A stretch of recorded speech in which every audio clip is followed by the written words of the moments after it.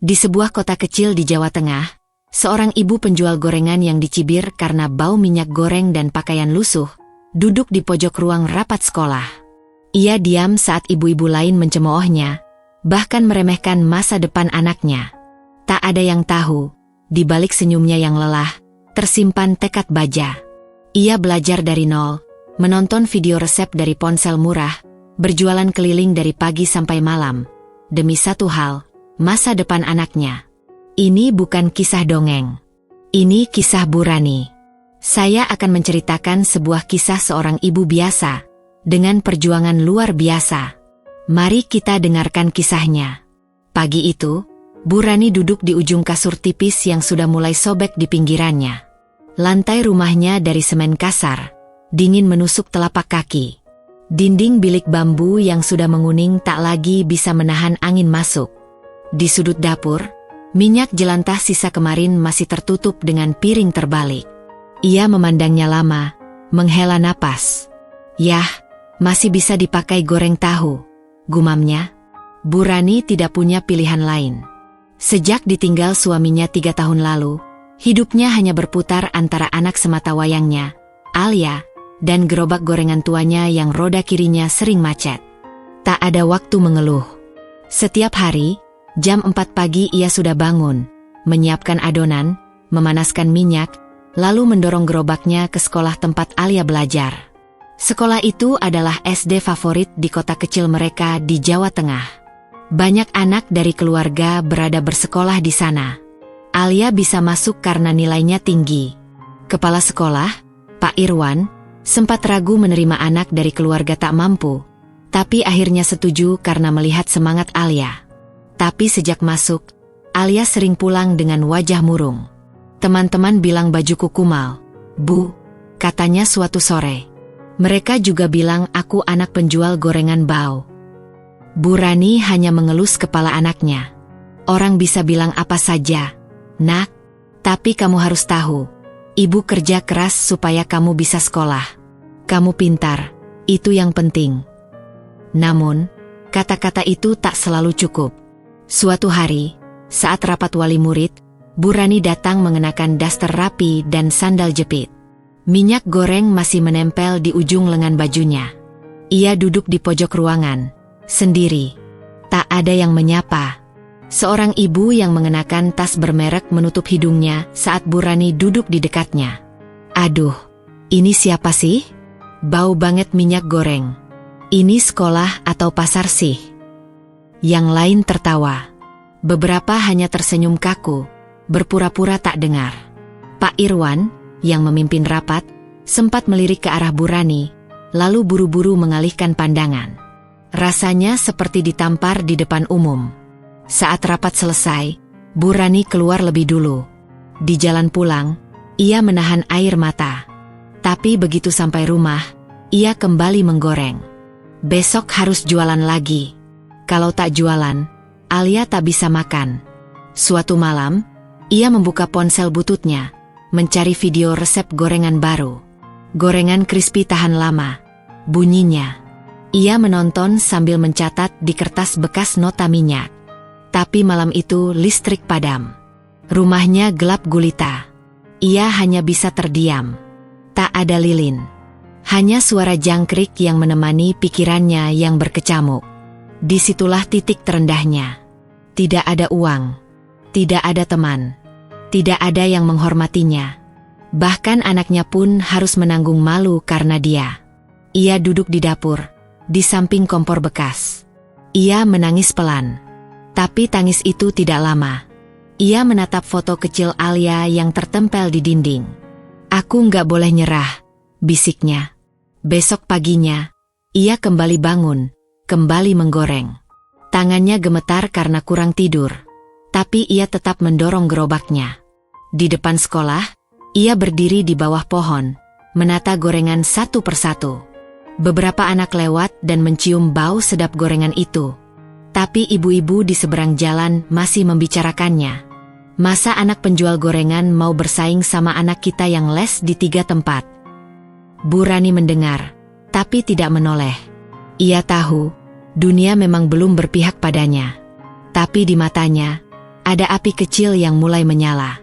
Sore itu, Alia pulang membawa nilai ulangan matematika, 100. Ibu, aku dapat nilai tertinggi di kelas. Bu Rani memeluk anaknya erat.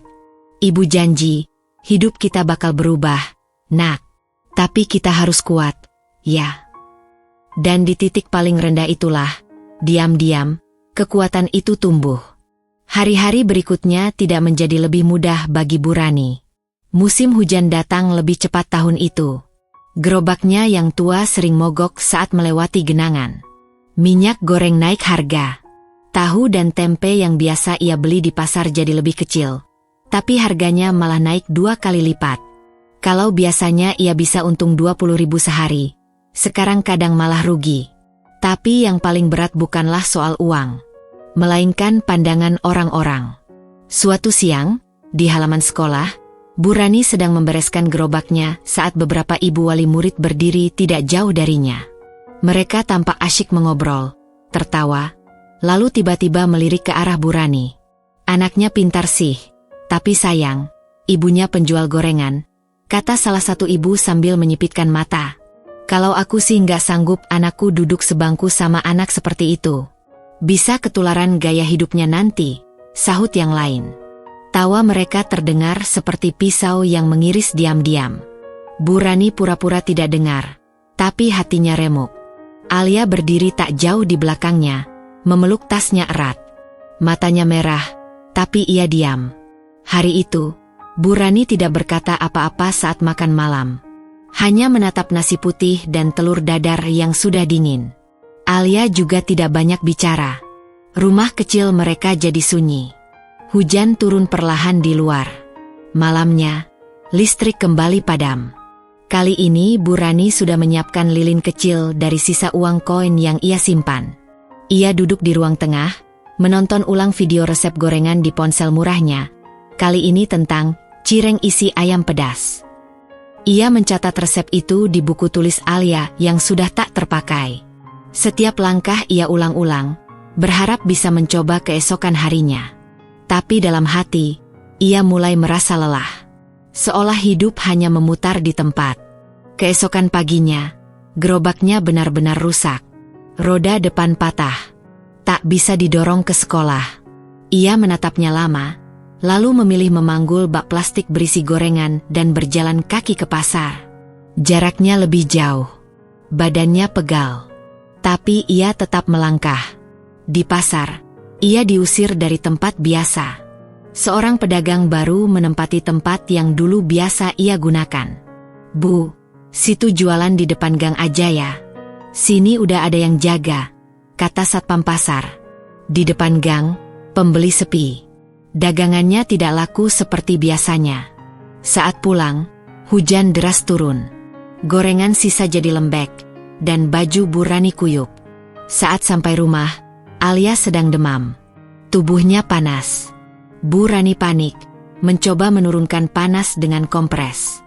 Ia tak punya uang untuk ke dokter. Ia meminjam ponsel tetangga dan menelepon puskesmas.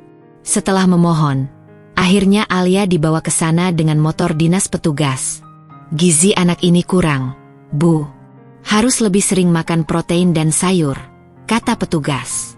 Bu Rani hanya mengangguk. Ia tahu, tapi ia tidak tahu dari mana harus mencari tambahan uang untuk beli ayam atau ikan.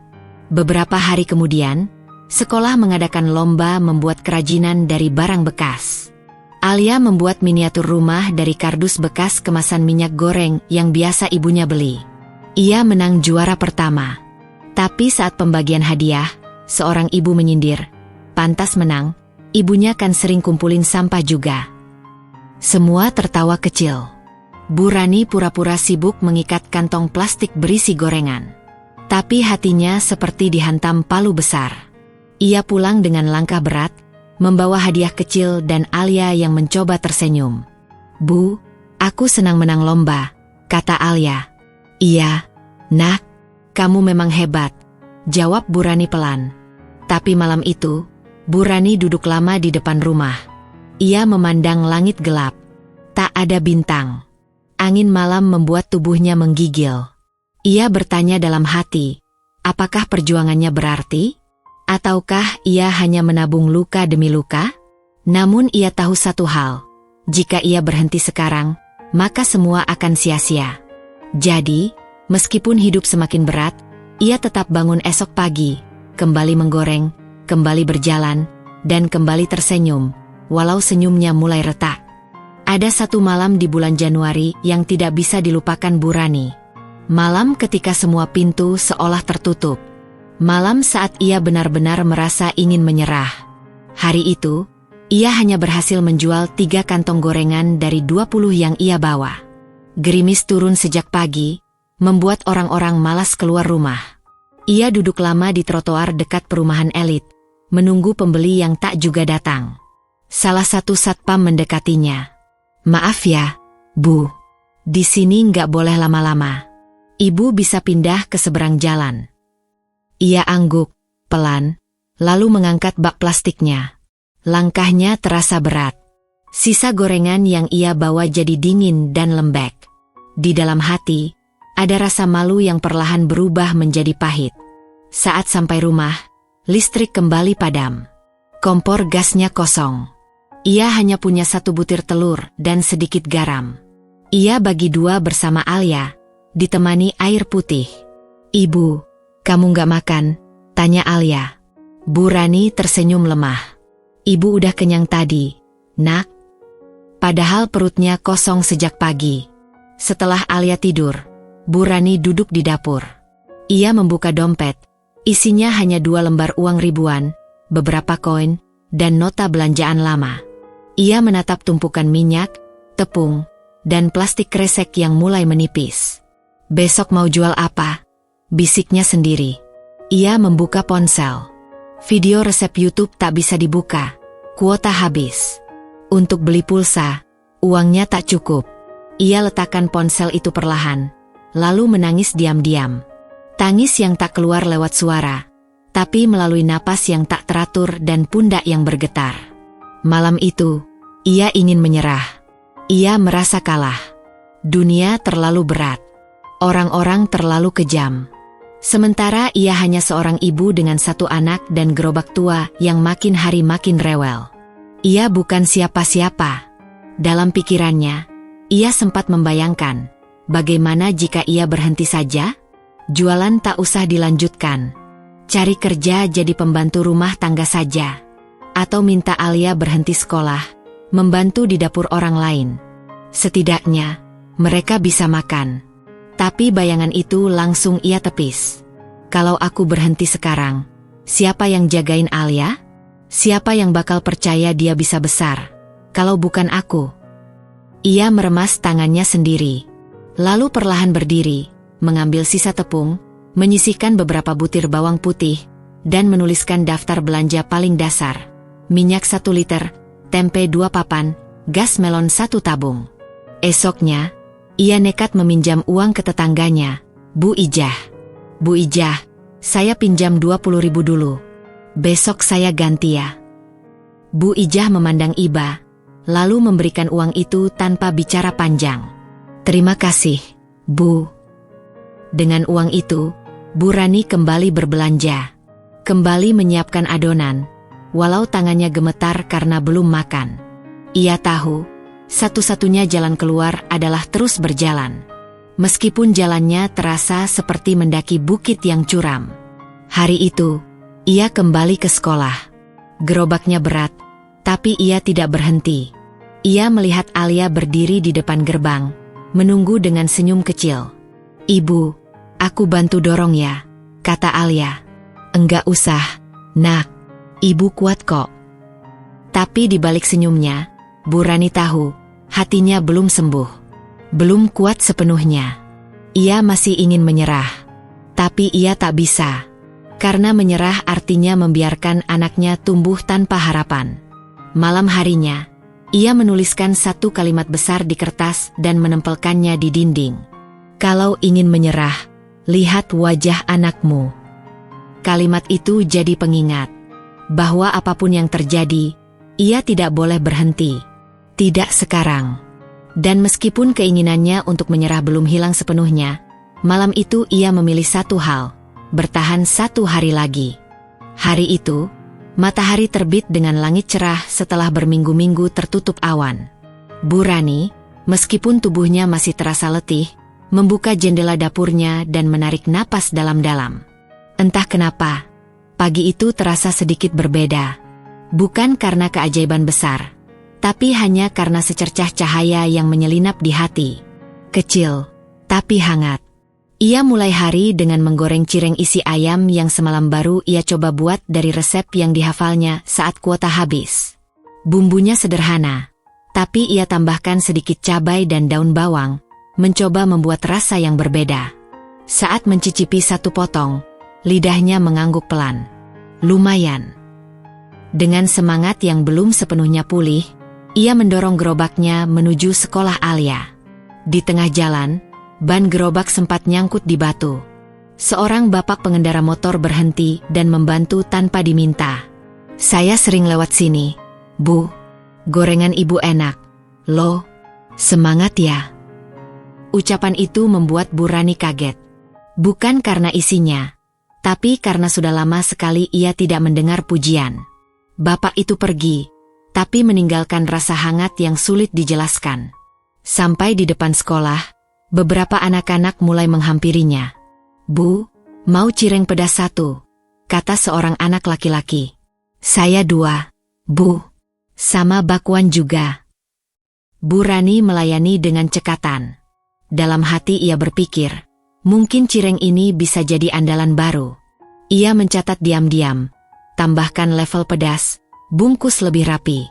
Saat itulah, seorang ibu wali murid datang. Bukan ibu-ibu yang biasa mencemoohnya, tapi Bu Ratna, yang dikenal ramah dan aktif di komite sekolah. "Bu, ini cireng buatan sendiri? Saya boleh beli 5?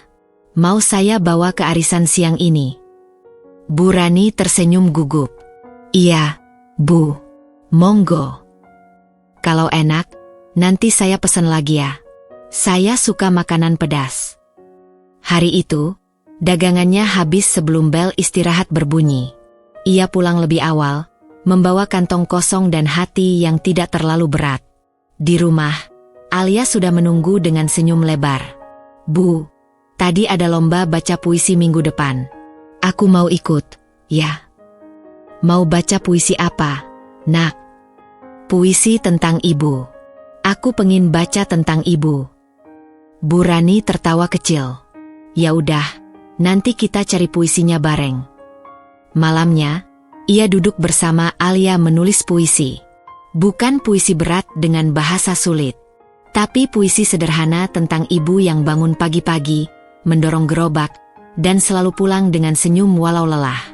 Di sela-sela menulis, ponselnya berbunyi. Notifikasi dari Facebook. Ia membuka pesan masuk dan melihat nama Bu Ratna.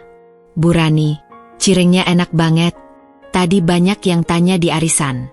Bisa nggak kalau saya bantu promosin di grup ibu-ibu komplek? Nanti saya bantu posting. Ibu tinggal kirim fotonya aja." Jantung Bu Rani berdegup lebih cepat. "Wah, serius, Bu? Terima kasih banyak ya. Saya coba foto besok pagi." Esoknya, ia menyusun dagangan lebih rapi. Minta tolong Alia untuk ambil gambar pakai kamera HP. Cahaya pagi membantu hasil fotonya tampak lebih segar. Ia kirim ke Bu Ratna, dan dalam 1 jam, pesanan pertama masuk. "Saya pesan 10 bungkus cireng buat Jumat." "Ya, Bu. Bisa." "Saya juga, Bu. Nambah bakwan 2. Saya mau coba juga. Bisa antar ke rumah." Bu Rani bengong melihat notifikasi pesan yang terus berdatangan. Ia mencatat satu persatu. Untuk pertama kalinya, ia perlu mencetak label. Ia tulis tangan. Gorengan Bu Rani cireng pedas, bakwan gurih, tahu isi spesial. Keesokan paginya, ia titip pesanan lewat ojek online tetangga yang biasa mengantar sayur. Ia sisipkan pesan kecil di tiap bungkus. "Terima kasih sudah membantu usaha kecil ini. Semoga rejeki ibu bapak juga lancar selalu." Seminggu kemudian, pesanan bertambah 2 kali lipat. Ia mulai berpikir untuk memperbanyak produksi. Tapi kompor kecilnya tak cukup cepat. Ia kembali menemui Bu Ijah, bukan untuk meminjam, tapi untuk bertanya. Bu, saya boleh numpang goreng di dapur belakang Bu Ijah nggak? Saya mau coba produksi lebih banyak. Nanti saya bersihin semua kalau selesai.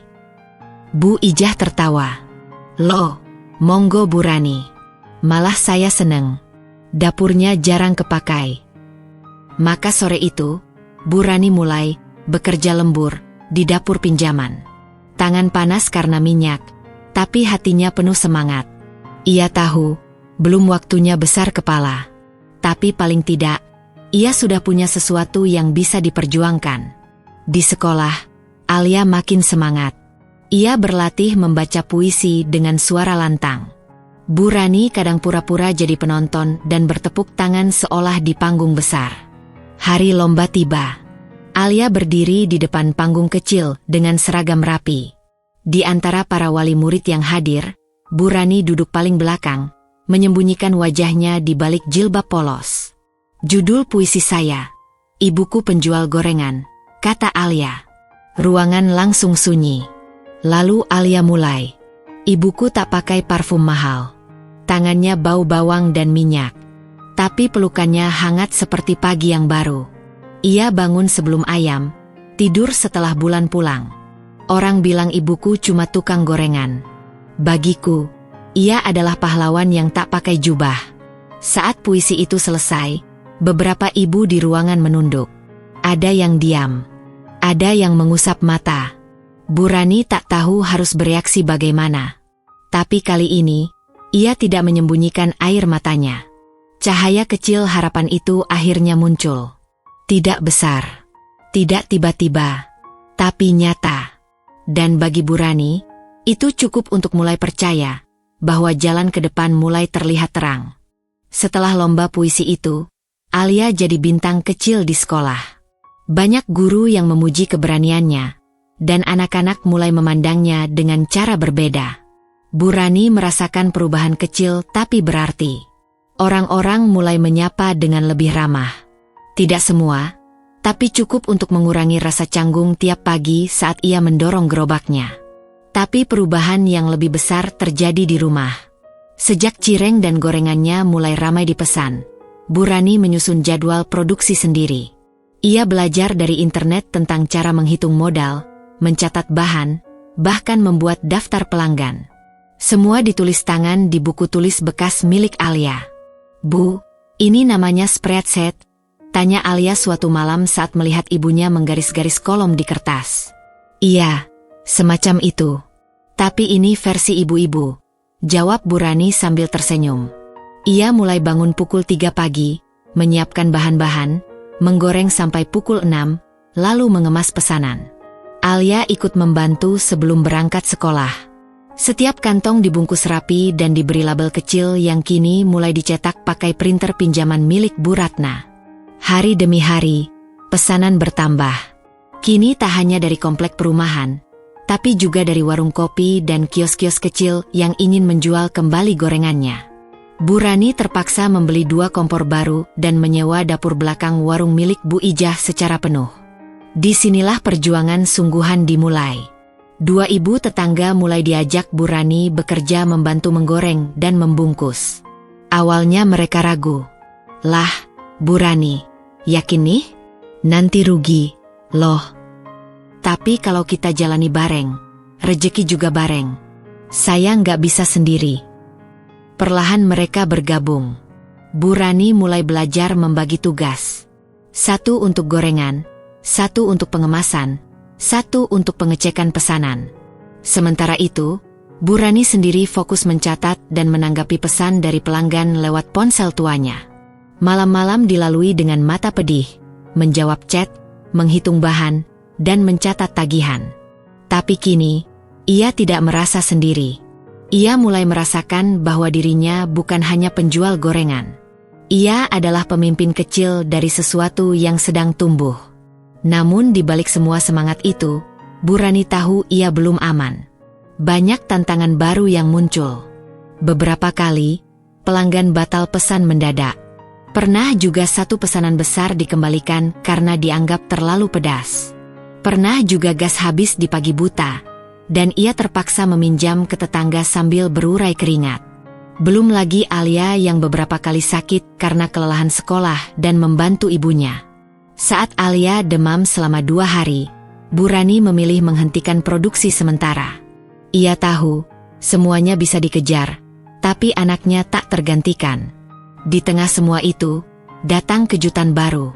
Seorang mahasiswa jurusan komunikasi dari universitas di kota sebelah menghubunginya lewat Instagram. Rupanya mereka tertarik dengan cerita Bu Rani yang viral di grup warga, dan ingin membuat konten video pendek tentang usahanya. "Bu, ini cuma 5 menit kok. Nanti kami bantu promosiin juga," kata mereka saat datang ke rumah kecil Bu Rani. Awalnya Bu Rani menolak. Ia malu. Tapi Alia berkata pelan, "Bu, ini bisa bantu jualan, kan?" Akhirnya ia setuju. Video itu dibuat sederhana. Hanya menampilkan keseharian Bu Rani membuat gorengan, senyum-senyum pelanggan, dan sedikit cuplikan Alia membaca puisi. Dalam 2 hari, video itu ditonton ribuan kali. Pesanan langsung naik drastis. Bu Rani panik. Ia belum siap skala besar. Tapi ia tahu, saatnya menaikkan level permainan. Ia meminta bantuan Pak Yadi, pensiunan guru matematika yang tinggal tak jauh dari rumah. Pak Yadi membantunya membuat catatan keuangan sederhana, menghitung keuntungan bersih, dan membuat rencana kecil untuk beli freezer baru agar bahan tetap segar. "Bu Rani, modal boleh kecil. Tapi kalau dicatat baik, usaha bisa tumbuh sehat," kata Pak Yadi. Tak lama, ia bertemu Pak Irwan, kepala sekolah, saat mengantar Alia yang mulai aktif ikut kegiatan ekstrakurikuler. "Bu Rani ya? Saya dengar sekarang usahanya ramai." "Wah, hebat. Saya jadi penasaran sama cirengnya." Bu Rani hanya tersenyum sopan. Dulu, Pak Irwan sering menghindarinya. Tapi kini, beliau menyapanya lebih ramah. Suatu hari, Bu Ratna mengusulkan ide. "Bu, bagaimana kalau Ibu buka booth di acara bazar sekolah bulan depan? Sekalian promosi langsung ke orang tua." Bu Rani ragu. "Saya nggak biasa tampil, Bu. Nanti malu." Tapi ini peluang. Kalau malu terus, gorengannya nggak bisa keliling lebih jauh. Akhirnya, ia setuju. Ia dan 2 tetangganya mulai menyiapkan dekorasi sederhana. Mereka mengecat papan kecil bertuliskan, "Gorengan Bu Rani asli rumahan, rasa istimewa." Mereka juga menyiapkan tester gratis dan paket hemat. Hari bazar tiba. Meja kecil Bu Rani awalnya sepi. Tapi begitu seorang anak mencoba cireng pedas dan berteriak, "Enak banget ini, Bu," antrian mulai terbentuk. Dalam 2 jam, stok habis. Pak Irwan lewat dan berhenti. "Boleh saya coba 1, Bu?" "Silakan, Pak. Ini luar biasa. Ini lebih enak dari yang saya beli di mall." Hari itu, Bu Rani menerima puluhan kartu nama dari orang tua murid. Beberapa bahkan menawarkan kerjasama.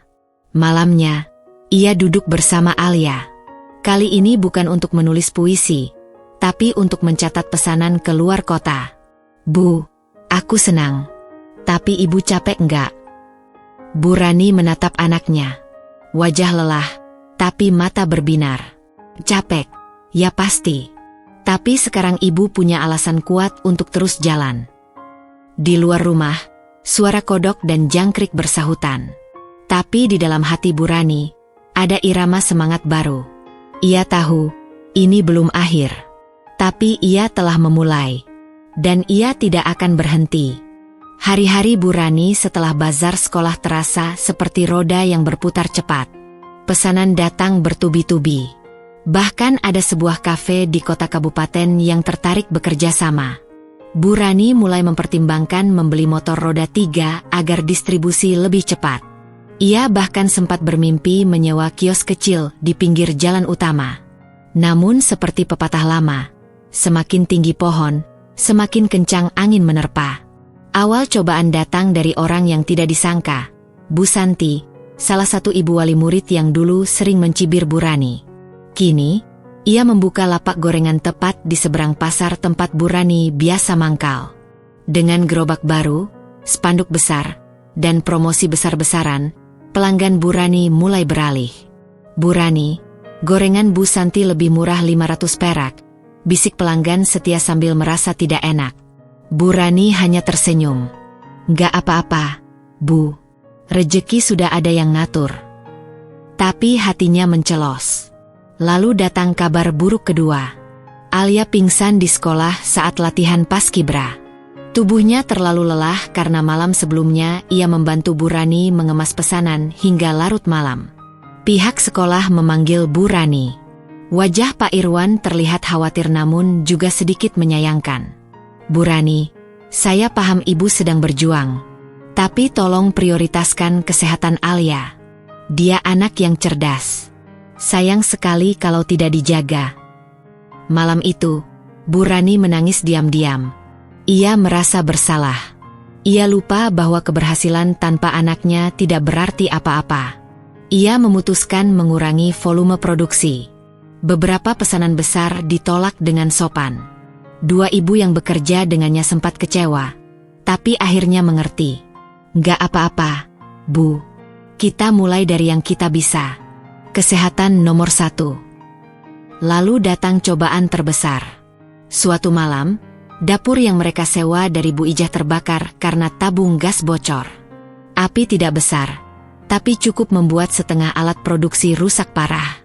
Untung tidak ada korban. Tapi semua stok habis terbakar. Termasuk kompor, baskom, bahan baku, dan freezer yang baru dibeli. Bu Rani terduduk di depan dapur yang gosong. Tangan gemetar. Ini bukan sekadar kehilangan barang. Ini bisa menghancurkan semua yang sudah dibangun dengan susah payah. Tetangga berdatangan. Beberapa membantu membersihkan. Beberapa hanya melihat dari kejauhan. Alia memeluk ibunya tanpa bicara. Mereka berdua hanya diam dalam malam yang dingin. Keesokan harinya, Bu Rani didatangi Pak Yadi dan Bu Ratna. "Kami ikut prihatin, Bu. Tapi jangan berhenti. Ini cuma ujian," kata Pak Yadi dengan suara bergetar. Bu Rani menggeleng pelan. "Saya nggak tahu harus mulai dari mana lagi." Tapi malam harinya, datang satu kejutan. Anak-anak muda pembuat video viral pertama datang kembali. Kali ini mereka membawa kamera yang lebih besar dan mengatakan bahwa kisah Bu Rani akan dijadikan dokumenter mini oleh media lokal. Mereka ingin merekam perjuangan pasca musibah. Bu Rani menolak halus. "Saya malu. Orang pikir saya gagal." Tapi Alia yang menjawab, "Justru karena ibu belum gagal, maka harus dilihat orang." Esoknya, tim media mulai syuting. Mereka memperlihatkan dapur yang rusak, ibu-ibu tetangga yang membantu bersih-bersih, dan Alia yang tetap ceria meski lesu. 3 hari setelah dokumenter itu tayang di media lokal dan diunggah ke media sosial, dampaknya luar biasa. Ratusan komentar masuk. Banyak yang bersimpati dan ingin membantu. Seorang pengusaha kuliner dari Semarang mengirim bantuan bahan baku. Lembaga sosial memberi sumbangan alat-alat dapur. Bahkan sekolah Alia menggalang donasi kecil dari wali murid. Yang paling mengejutkan, Bu Santi datang ke rumah Bu Rani. "Saya mau minta maaf. Saya terlalu keras. Saya lihat sendiri perjuangan ibu. Saya malu." Bu Rani hanya mengangguk dan menerima uluran tangannya. Dengan peralatan seadanya dan dapur darurat yang dibangun dari terpal dan meja kayu pinjaman, Bu Rani memulai kembali. Kali ini lebih pelan, tapi lebih kuat. Ia tak ingin mengulang kesalahan. Ia belajar menyeimbangkan antara usaha dan keluarga. Alia kini tidak lagi membungkus pesanan. Ia hanya diminta belajar, bermain, dan istirahat cukup. Dalam hitungan minggu, pesanan kembali stabil. Bahkan lebih banyak karena banyak orang yang merasa terinspirasi dan ingin membantu usaha yang menguatkan ibu-ibu. Cobaan itu menjadi titik balik. Bu Rani mulai percaya bahwa di balik badai, pasti ada pelangi. Dan bahwa kadang, musibah adalah cara Tuhan menyaring niat seseorang. Kalau hanya ingin kaya, pasti sudah menyerah.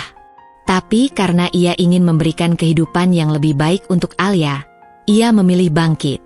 Malam itu, saat mengemas cireng bersama ibu-ibu tetangga, Bu Rani berkata pelan, "Dulu saya pikir jadi kuat itu artinya tidak pernah jatuh. Tapi sekarang saya tahu, jadi kuat itu justru karena pernah jatuh, tapi tetap bangun."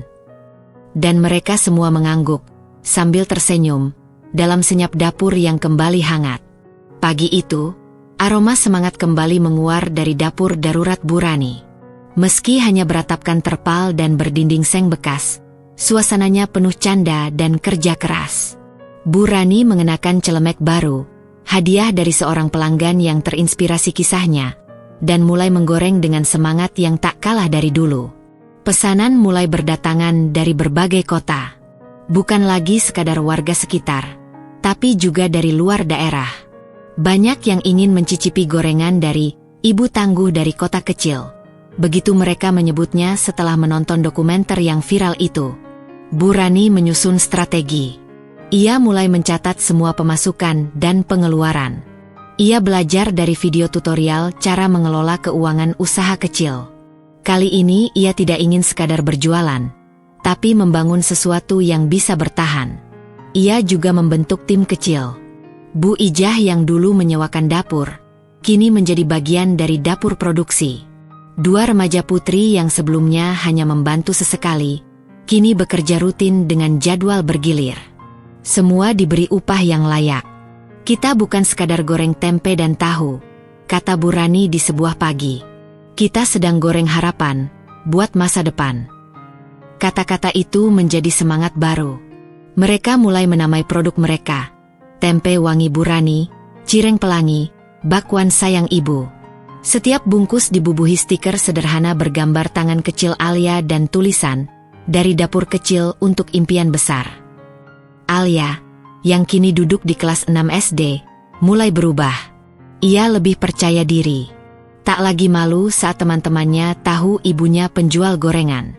Bahkan suatu hari, ketika Bu Rani diundang mengisi acara parenting di sekolah, Alia berdiri dengan bangga di barisan depan.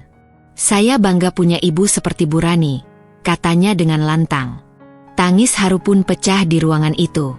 Bahkan Pak Irwan, yang dulu memandang Bu Rani dengan sinis, kini berdiri memberi tepuk tangan. Perlahan, Bu Rani menyisihkan keuntungan untuk membeli gerobak baru.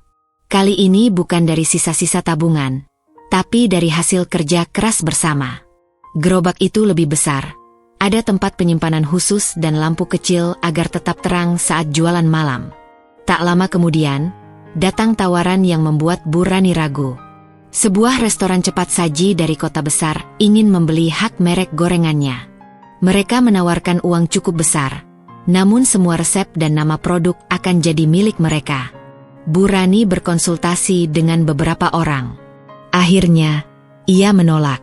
"Saya tidak jual resep ini. Saya jual perjuangan. Kalau mereka mau, ayo kerjasama, bukan beli mimpi saya." Keputusan itu membuatnya makin dihormati. Ia pun diundang menjadi pembicara dalam seminar wirausaha perempuan di kota kabupaten. Meski gugup, Bu Rani berbicara dari hati. Ia menceritakan bagaimana ia pernah dicemooh, ditertawakan, bahkan dianggap remeh. "Tapi selama saya masih bisa goreng tempe, saya masih bisa berharap," katanya. Ruangan pun hening, lalu meledak dengan tepuk tangan. 1 bulan kemudian, keajaiban kecil kembali datang. Seorang investor lokal, yang ternyata adalah salah satu pelanggan setia dari Jakarta, menghubungi Bu Rani. Ia menawarkan kerjasama untuk membuka gerai pertama dengan sistem kemitraan. Dengan persyaratan yang adil dan tanpa mengubah kualitas, Bu Rani menyetujui. Gerai itu dibuka di kota kabupaten, tepat di depan sekolah tempat Bu Rani dulu biasa menunggu Alia pulang. Waktu berjalan. Gerai itu laris. Bahkan ada mahasiswa yang menulis skripsi tentang model bisnis Bu Rani. Ia tak lagi berjualan di gang sempit, tapi punya dapur produksi kecil yang bersih, rapi, dan terorganisir. Semua yang bekerja adalah ibu rumah tangga dari lingkungan sekitar. Bu Rani tidak berubah. Ia tetap datang paling pagi, mengecek bumbu, memeluk Alia sebelum sekolah, dan pulang paling akhir. Tapi kini, ia tak lagi berjalan sendirian. Perlahan, hidup mereka membaik. Alia tak lagi takut ikut lomba karena malu akan latar belakangnya. Ia menang lomba pidato tingkat kecamatan dan pidatonya tentang ibu dan mimpinya mengundang air mata dewan juri. Di rumah kontrakan mereka yang kecil namun bersih, Bu Rani dan Alia kini punya lemari buku, tempat menyimpan semua catatan resep dan mimpi-mimpi baru. Suatu malam, saat hujan deras mengguyur, Alia bertanya, "Bu, kenapa ibu nggak pernah istirahat?" Bu Rani tersenyum, mengusap kepala anaknya, "Karena setiap ibu tahu, kalau bukan kita yang berjuang, siapa lagi?" Alia mengangguk kecil. "Tapi sekarang ibu sudah nggak sendirian. Ada aku." Dan benar, perlahan tapi pasti, Bu Rani bangkit. Bukan karena bantuan besar dari luar, tapi karena keteguhan hati, kejujuran, dan cinta yang tulus untuk anaknya.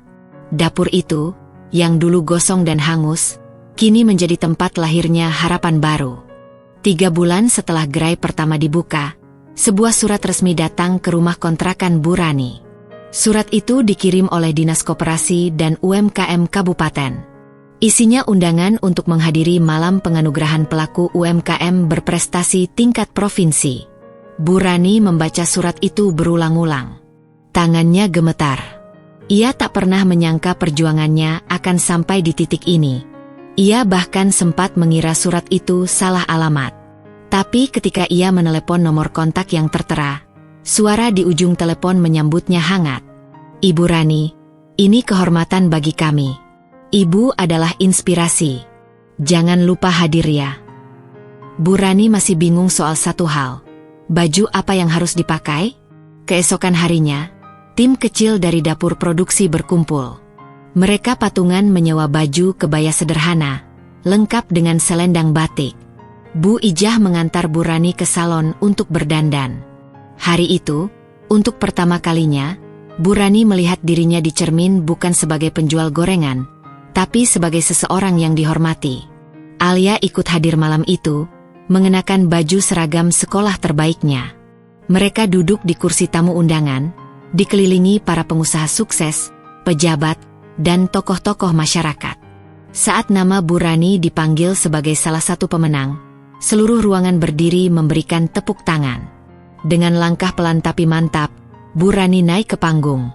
Saat menerima plakat dan sertifikat, pembawa acara membacakan kutipan dari pidato Alia saat lomba pidato dulu. "Saya bangga punya ibu seperti Bu Rani." Air mata menetes tanpa bisa ditahan. Penonton ikut terharu. "Penghargaan ini untuk semua ibu yang pernah dipandang sebelah mata," kata Bu Rani saat diberi kesempatan bicara. "Jangan pernah berhenti bermimpi. Karena mimpi tidak butuh ijazah, hanya butuh keyakinan dan kerja keras." Acara itu diliput media lokal dan nasional. Beberapa hari setelahnya, nama Bu Rani menjadi perbincangan hangat. Wartawan datang mewawancarainya. Video tentang perjuangannya ditonton jutaan kali. Tak lama setelah itu, Bu Rani diundang oleh stasiun televisi swasta nasional untuk menjadi bintang tamu dalam acara talk show inspiratif. Alia ikut hadir, duduk di samping ibunya, tersenyum penuh bangga. Di acara itu, pembawa acara menayangkan cuplikan video Bu Rani mendorong gerobak melewati genangan air, berdiri lama menunggu pelanggan di bawah terik matahari, dan momen saat dapurnya terbakar. Penonton di studio terdiam. Beberapa bahkan terlihat mengusap air mata. Setelah acara itu, tawaran kerjasama semakin banyak datang. Tapi Bu Rani tak gegabah. Ia tetap memegang prinsip, semua harus dimulai dari hati. Ia juga mendapat surat dari Kementerian Sosial, yang meminta Bu Rani menjadi duta UMKM perempuan tangguh. Sebuah kehormatan yang tak pernah ia bayangkan. Namun yang paling mengejutkan datang dari tempat yang paling tak terduga, sekolah Alia. Pak Irwan, kepala sekolah, menelepon langsung dan mengundang Bu Rani untuk menjadi pembicara dalam acara Hari Ibu. Ia menyampaikan undangan dengan suara yang penuh hormat. "Saya ingin murid-murid tahu bahwa kesuksesan bisa datang dari mana saja. Dan Bu Rani adalah contoh nyata itu. Hari itu, Bu Rani kembali ke sekolah yang dulu pernah membuatnya merasa kecil. Tapi kali ini, ia datang bukan sebagai penjual gorengan di pojok pagar, tapi sebagai tamu kehormatan. Ibu-ibu wali murid yang dulu mencibir, kini duduk dengan pandangan tak percaya. Beberapa menunduk malu, yang lain bahkan menangis. Mereka mendengarkan dengan seksama saat Bu Rani menceritakan perjuangannya. "Saya tidak marah pada siapapun," ucap Bu Rani tenang. "Karena semua rasa sakit itu justru yang membuat saya ingin membuktikan bahwa saya bisa."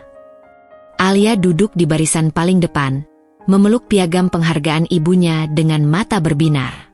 Hari itu, bukan hanya Bu Rani yang mendapat penghargaan, tapi juga setiap ibu di ruangan itu yang mulai sadar bahwa kekuatan sejati seorang ibu tidak terlihat dari baju mahal atau mobil mewah, tapi dari hati yang tak pernah berhenti mencintai dan berjuang.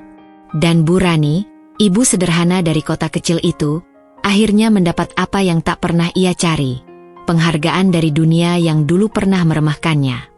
Setahun berlalu sejak malam penghargaan itu, nama Bu Rani semakin dikenal. Gerai gorengannya yang dulu hanya satu, kini sudah menjadi 5 cabang di 3 kota berbeda. Semua dikelola dengan sistem rapi, dengan manajemen sederhana yang ia pelajari dari internet dan pelatihan-pelatihan gratis yang ia ikuti dengan penuh semangat. Ia tidak hanya menjual gorengan, tetapi juga menyediakan menu khas seperti nasi bakar, lontong isi, dan kue tradisional. Cita rasa otentik dan kesederhanaan menjadi ciri khas usahanya. Orang-orang menyukainya karena selain enak, makanannya juga membawa nostalgia rasa kampung halaman. Bu Rani tidak pernah menyangka ia akan mempekerjakan lebih dari 50 orang, mayoritas perempuan dari kalangan tidak mampu. Ia memberikan pelatihan gratis bagi mereka, memberi gaji layak, dan bahkan mengizinkan jam kerja fleksibel agar para ibu bisa tetap mengurus anak mereka. "Kalau saya bisa berubah hidup karena berjualan gorengan, kenapa ibu-ibu lain tidak bisa?" kata Bu Rani saat diwawancarai media. Kehidupan Bu Rani pun perlahan berubah.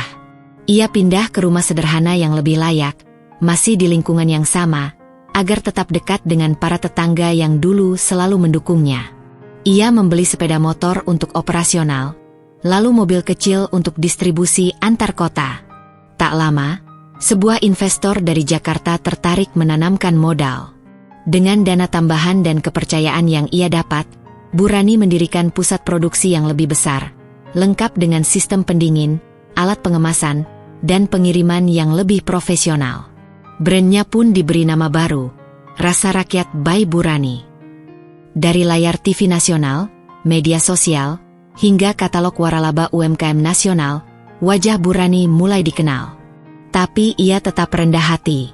Setiap pagi, ia masih menyapa para pedagang di pasar yang dulu jadi tempat ia berjualan. Ia membeli bahan sendiri, berbicara dengan orang-orang kecil, dan mendengarkan cerita mereka. Suatu hari, ia diundang ke Seminar Nasional Kewirausahaan Perempuan. Kali ini, bukan hanya sebagai narasumber, tapi sebagai keynote speaker. Ia berdiri di depan ratusan orang, mengenakan jas sederhana namun elegan. Di belakangnya terpampang fotonya bersama tulisan, "Dari gerobak ke gerai nasional." Seminar itu dihadiri oleh pejabat, pengusaha besar, dan tokoh masyarakat. Tapi yang paling membuat Bu Rani bangga adalah saat ia melihat Alia duduk di bangku paling depan, mengenakan seragam SMP. Alia kini tumbuh menjadi remaja cerdas, sering menjuarai lomba karya tulis dan dipercaya menjadi ketua OSIS. Ketika seminar selesai, seorang ibu muda mendekatinya dengan mata berkaca-kaca. "Bu Rani, saya dulu malu jualan di depan rumah. Tapi setelah lihat ibu, saya mulai percaya diri. Sekarang saya bisa bantu suami bayar cicilan rumah." Bu Rani tersenyum. Bagi dia, itu lebih dari sekadar pencapaian. Satu lagi tonggak penting datang ketika sebuah perusahaan retail besar mengajaknya bekerja sama. Produk-produk Bu Rani akan masuk ke rak-rak supermarket di seluruh Indonesia. Ini bukan hanya mimpi yang jadi kenyataan, tapi sesuatu yang bahkan tak pernah terbayang olehnya dulu. Ia diundang ke Jakarta untuk menandatangani kerja sama resmi. Ruang rapat luas, orang-orang mengenakan jas mahal, dan perjanjian legal disodorkan kepadanya. Ia menatap nama perusahaannya yang tercetak rapi di kertas itu.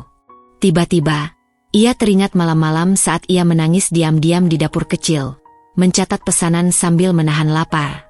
Tangannya gemetar saat menandatangani, tapi hatinya mantap. Ia tahu, semua ini bukan hadiah, tapi hasil dari setiap tetes keringat dan air mata yang ia lewati. Ketika kembali ke kota kecilnya, sambutan luar biasa menantinya. Masyarakat membuat spanduk di depan pasar, bertuliskan, "Selamat Bu Rani, kebanggaan kita." Pak Irwan, kepala sekolah, bahkan mengusulkan agar salah satu ruang di sekolah dinamakan Ruang Inspirasi Bu Rani. Bu Rani sempat menolak, merasa itu terlalu berlebihan. Tapi masyarakat bersikeras. Ia akhirnya setuju, dengan satu syarat, ruangan itu boleh digunakan oleh siapapun untuk belajar berwirausaha, termasuk ibu-ibu rumah tangga. Dan begitu ruang itu diresmikan, Bu Rani memberikan kelas pertamanya. Ia tidak bicara tentang omzet atau strategi pemasaran. Ia bicara tentang keyakinan, tentang cinta kepada anak, dan tentang bagaimana rasa malu bisa dikalahkan oleh rasa ingin berubah. Alia ikut mengajar hari itu. Ia membuat slide sederhana berjudul, "Mendukung Ibu Hebat di Rumah." Saat selesai, seluruh peserta berdiri dan memberi mereka tepuk tangan panjang. Malam itu, saat duduk di ruang tamu rumah barunya, Bu Rani memandang foto almarhum suaminya yang ia simpan di rak. Ia tidak menyimpan dendam, hanya rasa lega. Semua luka masa lalu kini telah berubah menjadi kekuatan. "Pak, aku bisa," gumamnya pelan. Dan di luar sana, di layar televisi, wajah Bu Rani muncul di salah satu iklan layanan masyarakat, mengenakan seragam dapur dan senyum hangat. Ia menyapa seluruh Indonesia. Jangan remehkan kekuatan dapur. Karena dari dapur kecil itulah, saya bangun mimpi besar. Hari itu, halaman sekolah tempat Alia menimba ilmu kembali ramai. Namun bukan karena rapat wali murid atau upacara peringatan hari besar. Pihak sekolah mengadakan acara khusus bertajuk Hari Inspirasi. Acara itu ditujukan untuk memberi semangat kepada murid-murid dan orang tua agar tidak menyerah menghadapi kehidupan. Dan tamu kehormatannya adalah seseorang yang dulu sering diremehkan di tempat yang sama, Bu Rani. Mobil hitam sederhana berhenti di gerbang sekolah. Bu Rani turun dengan mengenakan blazer biru tua, celana panjang krem, dan jilbab polos. Ia berjalan perlahan, matanya menyapu halaman yang dulu pernah ia lintasi dengan perasaan minder dan luka karena ejekan. Kini, tempat itu menyambutnya dengan tenda, spanduk, dan senyuman tulus dari semua arah. "Selamat datang, Bu Rani," sapa Pak Irwan sambil menjabat tangannya erat. Tidak ada lagi nada meremehkan di suaranya. Hanya kagum dan hormat. Bu Rani tersenyum. "Terima kasih, Pak. Rasanya seperti mimpi bisa kembali ke sini dalam suasana seperti ini." Di barisan tamu, duduk para ibu-ibu wali murid yang dulu sering mencemoohnya. Wajah-wajah itu kini lebih tenang, lebih lembut. Ada yang menunduk malu, ada pula yang berkaca-kaca. Salah satu dari mereka, Ibu Dwi, yang dulu paling keras menyindir, berdiri dan menghampiri Bu Rani. "Ibu Rani, saya minta maaf atas sikap saya dulu. Saya tidak tahu bagaimana hidup ibu sebenarnya," ucapnya lirih. Bu Rani memegang tangan Ibu Dwi dan menjawab, "Tidak apa-apa, Bu. Kita semua belajar dari masa lalu." Acara dimulai. Murid-murid SD menyambut dengan lagu dan tarian sederhana. Alia memandu acara bersama teman-temannya. Wajahnya berseri-seri, penuh kebanggaan terhadap ibunya. Ia memperkenalkan Bu Rani bukan hanya sebagai pengusaha sukses, tetapi sebagai pahlawan rumah tangga dan inspirasi hidupnya. Ketika tiba giliran Bu Rani berbicara, seluruh hadirin diam. Ia naik ke panggung dengan tenang, menatap puluhan pasang mata yang menunggu ceritanya. "Saya berdiri di sini bukan karena saya paling pintar atau paling kaya. Saya hanya seorang ibu rumah tangga yang tak ingin menyerah. Dulu, saya malu datang ke rapat sekolah karena pakaian saya bau minyak.